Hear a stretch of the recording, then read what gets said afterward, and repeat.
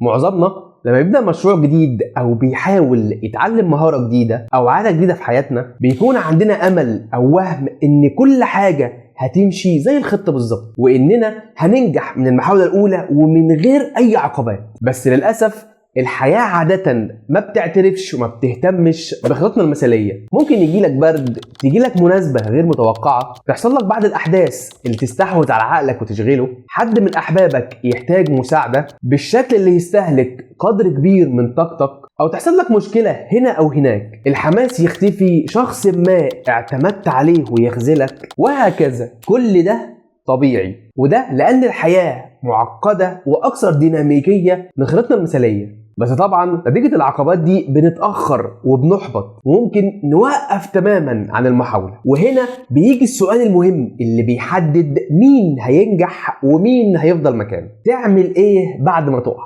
الحل بسيط، كل ما الخطة تخرج عن مسارها حاول ترجع في أسرع وقت. لازم تتقبل وترضى بأن التأخير والمعوقات والفشل أمور طبيعية. كل ما اتعلمت إنك تبدأ من جديد بسرعة، كل ما كانت فرصتك أكبر في النجاح والوصول لهدفك. يعني مثلا حاولت تعمل دايت وفشلت بعد 3 أيام، مفيش داعي تحبط وتقعد شهرين على ما تبدأ دايت جديد. ابدأ تاني من رابع يوم على طول. مفيش داعي لجلد الذات، مش هينفعك، بالعكس هيضرك. لو اتأخرت في المشروع اللي شغال عليه أو في تعلم مهارة جديدة، بلاش تستمر كتير في حالة الندم ورثاء النفس. ابدأ الشغل من غير ما تفكر كتير وبخطوات بسيطة. تخيل لو الطفل اللي لسه بيتعلم المشي بعد ما وقع مرة واتنين قال خلاص وقرر ما يحاولش تاني. لو الأطفال عندهم العقد النفسية بتاعة الكبار، كان زمان كل البشر ماشيين على 4 ومحدش فيهم اتعلم المشي. لكن الطفل بيقوم ويحاول ويقع ويرجع يحاول تاني لحد ما يمشي، وبعدها بيجري. اتعلم من الطفل عادة البدء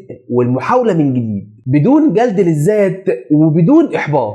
كل مرة بتبدأ من جديد غالبا بتكون اتعلمت واكتسبت قدر مهما كان بسيط من الخبرة، بيزود فرصك في النجاح في المحاولة التانية أو العشرة.